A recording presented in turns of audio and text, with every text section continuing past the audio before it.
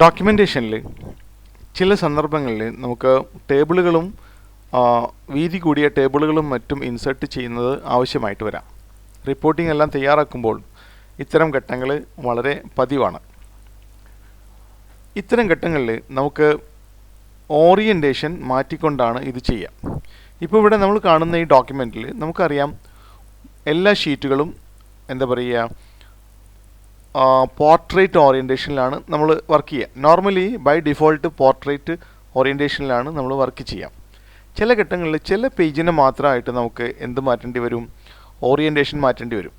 ഇവിടെ നോക്കുക, ഞാൻ ഇവിടെ ലൊക്കേറ്റ് ചെയ്തു, എവിടെയെങ്കിലും ലൊക്കേറ്റ് ചെയ്തു.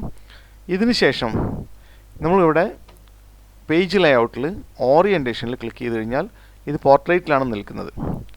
ലാൻഡ്സ്കേപ്പ് ക്ലിക്ക് ചെയ്ത് കഴിഞ്ഞാൽ എല്ലാ പേജും സൈമിൾട്ടേനിയസ് ആയിട്ട്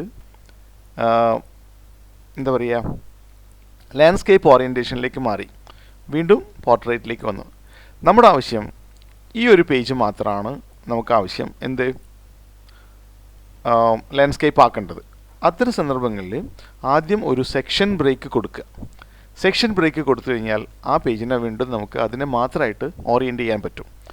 സെക്ഷൻ ബ്രേക്ക് കൊടുക്കുന്നതിനായിട്ട് പേജിൽ ലൊക്കേറ്റ് ചെയ്യുക, അല്ലെങ്കിൽ ലൊക്കേഷനിൽ ചെയ്യുക. അതിനുശേഷം പേജ് ലേഔട്ടിൽ പോവുക. അതിനുശേഷം ഇവിടെ ബ്രേക്ക് എന്ന് പറയുന്ന ഈ ഭാഗത്ത് ക്ലിക്ക് ചെയ്തതിന് ശേഷം താഴെ കാണുന്ന സെക്ഷൻ ബ്രേക്സ് എന്നുള്ള ഭാഗത്ത് ക്ലിക്ക് ചെയ്യുക. കണ്ടിന്യൂസ് വേണമെങ്കിൽ കൊടുക്കുക, അല്ലെങ്കിൽ സെക്ഷൻ നെക്സ്റ്റ് പേജ് കൊടുക്കുക. ഇപ്പോൾ നമ്മൾ ഇത് ഒരു സെക്ഷൻ ബ്രേക്ക് ചെയ്തു. സെക്ഷൻ ബ്രേക്ക് കാണാനായിട്ട് നമ്മളിവിടെ ഫസ്റ്റ് പേജിൽ ലൊക്കേറ്റ് ചെയ്ത് കഴിഞ്ഞാൽ താഴെ നാവിഗേഷൻ ബാറിൽ സെക്ഷൻ എന്ന ഭാഗത്ത് കാണാൻ പറ്റും സെക്ഷൻ 1.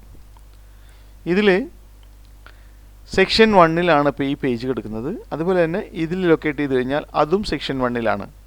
എന്നാൽ ഈ പേജിൽ ലൊക്കേറ്റ് ചെയ്ത് കഴിഞ്ഞാൽ അത് സെക്ഷൻ 2ലായിട്ട് മാറുന്നു. അപ്പോൾ ഈ പേജും ഒരു സെക്ഷനിലും ഈ പേജ് മറ്റൊരു സെക്ഷനിലാണ് ബ്രേക്ക് ചെയ്ത് കിടക്കുന്നത്. ഇനി ഈ പേജിനെ തനിച്ച് നമുക്ക് ഓറിയൻറ്റേഷൻ മാറ്റാനായിട്ട് സാധിക്കും. ഇതിൽ ലൊക്കേറ്റ് ചെയ്തതിന് ശേഷം ഓറിയൻറ്റേഷൻ ലാൻഡ്സ്കേപ്പ് കൊടുക്കുക. ഇത്തവണ ഈ പേജ് മാത്രമാണ് ഓറിയൻറ്റേഷൻ മാറിയിരിക്കുന്നത്. അടുത്ത തവണ വീണ്ടും ഒരു സെക്ഷൻ ബ്രേക്ക് കൊടുത്തുകൊണ്ട് അതിനെ വീണ്ടും പോർട്രേറ്റ് ഓറിയൻറ്റേഷനിൽ ചെയ്തുകൊണ്ട് നമുക്ക് വർക്ക് തുടരാവുന്നതാണ്.